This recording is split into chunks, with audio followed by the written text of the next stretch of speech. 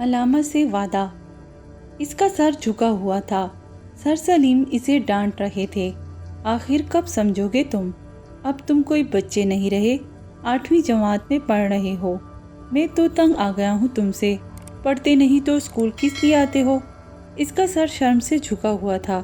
سر سلیم نے پھر کہا، چلو جاؤ یہاں سے، اگر آئندہ ٹیسٹ میں تمہارے نمبر کم آئے تو مجھ سے برا کوئی نہ ہوگا، سمجھے؟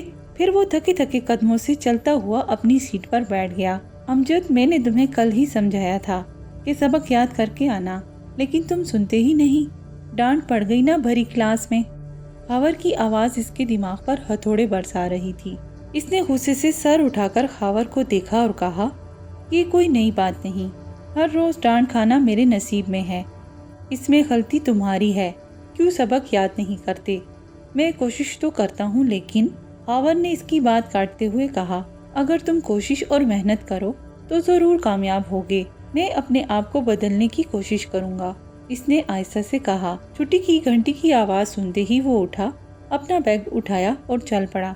گھر پہنچتے ہی اس نے بیگ صوفے پر رکھا اور پلنگ پر لیٹ گیا۔ اسی وقت دروازے پر دستک ہوئی اور امی کمرے میں داخل ہوئی۔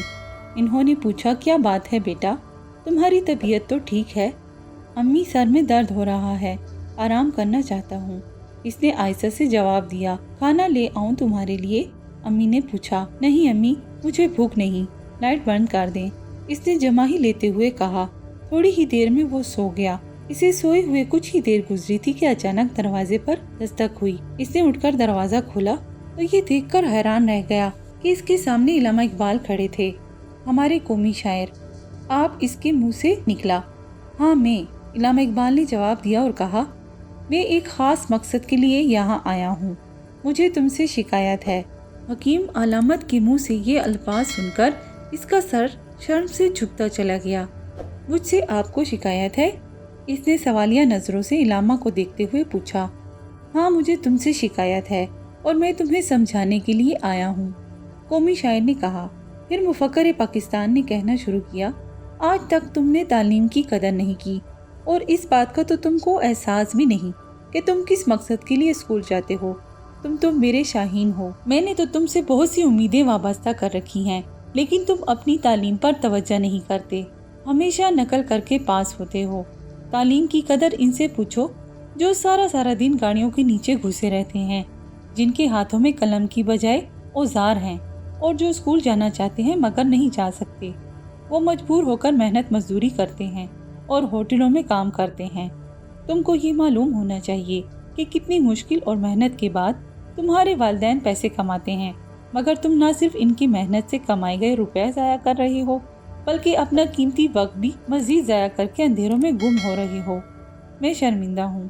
تم کو یہ معلوم ہونا چاہیے کہ کتنی مشکل اور محنت کے بعد تمہارے والدین پیسے کماتے ہیں، مگر تم نہ صرف ان کے محنت سے کمائے گئے روپے ضائع کر رہے ہو، بلکہ اپنا قیمتی وقت بھی مزید ضائع کر کے اندھیروں میں گم ہو رہے ہو۔ میں شرمندہ ہوں، اس نے آہستہ سے کہا۔ میرے شاہین، تمہیں اپنا مقام خود بنانا ہے۔ اونچا مقام حاصل کرنے کے لیے تمہیں کوشش اور محنت کرنی چاہیے۔ میں اب محنت اور کوشش کروں گا۔ آپ نے میرے دل میں علم کی شمع روشن کی ہے، میں اسے بجھنے نہیں دوں گا، یہ میرا آپ سے وعدہ ہے۔ اس کی آواز کمرے میں گونجی۔ اچانک وہ ہڑبڑا کر اٹھ بیٹھا۔ اوہ، یہ تو سب خواب تھا، اس نے خود سے کہا۔ پھر اس نے نظر اٹھا کر سامنے دیوار پر لگی ہوئی علامہ اقبال کی تصویر کو دیکھا اور ایک عزم سے کہا، اے عظیم شاعر، آج سے میں اپنی پوری توجہ علم حاصل کرنے پر دوں گا اور اونچا مقام حاصل کرنے کے لیے دن رات محنت کروں گا۔ آپ کو ہرگز مایوس نہ کروں گا، بلکہ اقبال کا حقیقی شاہین بن کر دکھاؤں گا۔